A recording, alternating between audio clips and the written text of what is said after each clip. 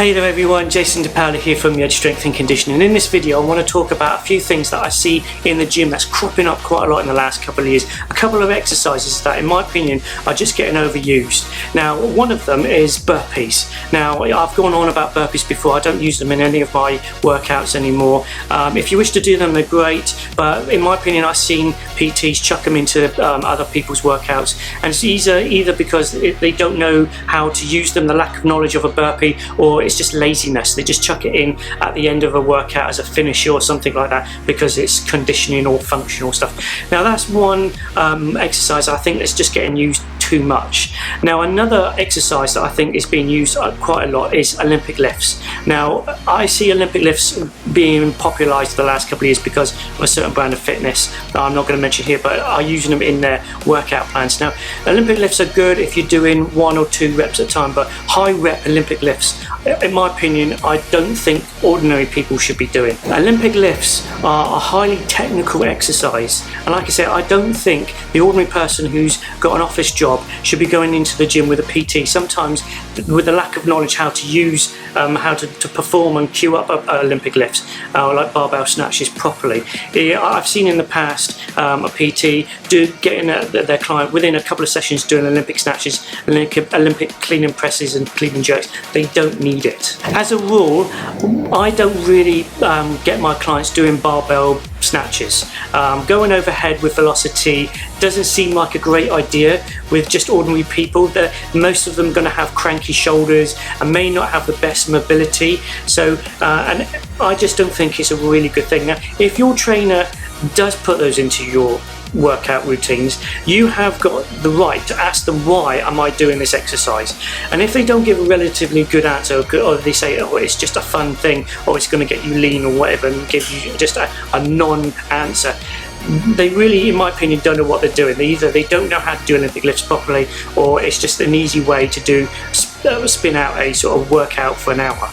Now I don't tend to do that, but however I do teach other forms of snatches. It's not the barbell snatches. Now I do dumbbell snatches and kettlebell snatches. They are a really good alternative to Olympic lifts.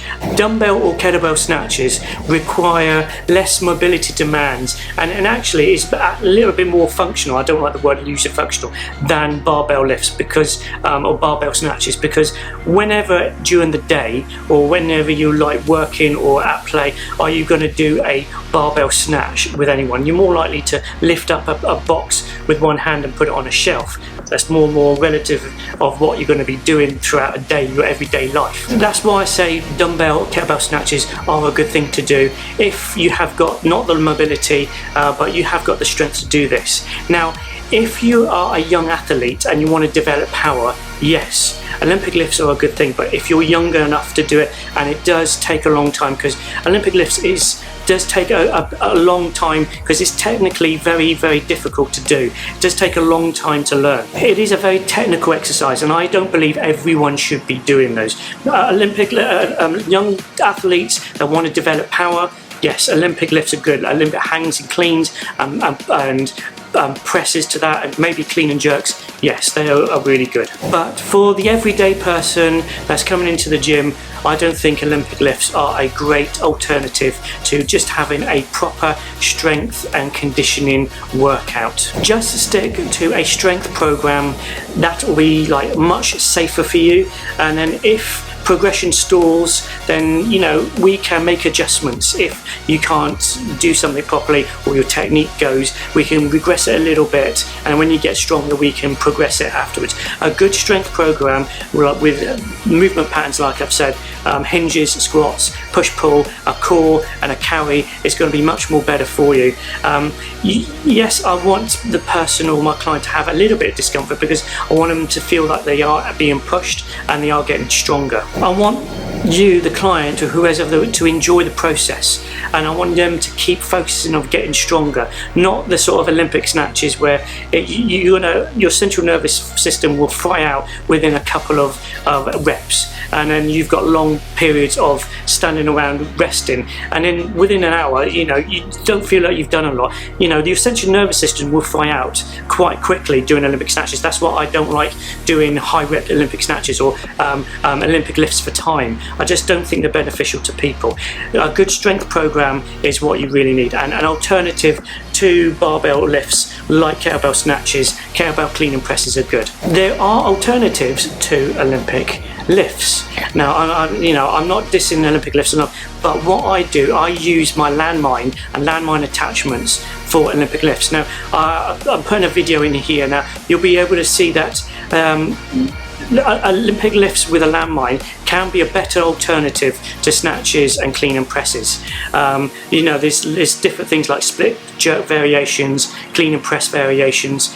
The movement is essentially very similar to Olympic snatch, but it's a much more safer and easier way for me to coach and for you to actually perform. In a nutshell, it's going to be a quicker learning curve. It's going to be much more safer than using a barbell for Olympic lifts, and you'll be able to get more benefit out of it because it has a pivot point, and you'll be able to do much more physical and better snatches or Olympic lifts, whatever, with a Landmine attachment. Now, I use that quite a lot in my programs. I think it's a better, safer alternative than Olympic lifts. Now, that's my take on Olympic lifts and burpees. I think people shouldn't really be doing them. Like, most people have cranky shoulders. They may not be able to press overhead. Most people that I know have shoulder problems and stuff like that, and they just don't have the strength to do Olympic lifts straight away. Like I say, it's a very high learning curve. It does take a long time to get right because there's a lot of things going on. So you need to get a good strength program first of all. Now, yeah, that's me. I'm going to finish now because I'm going to rant on. I'm always ranting on, so I want to keep this relatively short. But if you do like this video, please give it a big thumbs up. Please like and share. I'll put a link to my Instagram feed down below as well. Please get me on there because I put a lot of stuff on Instagram and other social media platforms that I don't do on YouTube, but this will go out everywhere anyway. But if you like this video and you're still watching now after 5 or 6 minutes after me talking, please like and share. Please remember that when I coach people, I don't do Olympic lifts straight away. I do variations, kettlebells, dumbbell snatches, and I do use my Landmines because I think it's much more safer and easier, and you're going to get much more fun out of it at the end of it. So there I go. That's me, Jason DePaoli from the Edge Strength and Conditioning. I hope you like this video, and I'll see you on another video coming real soon.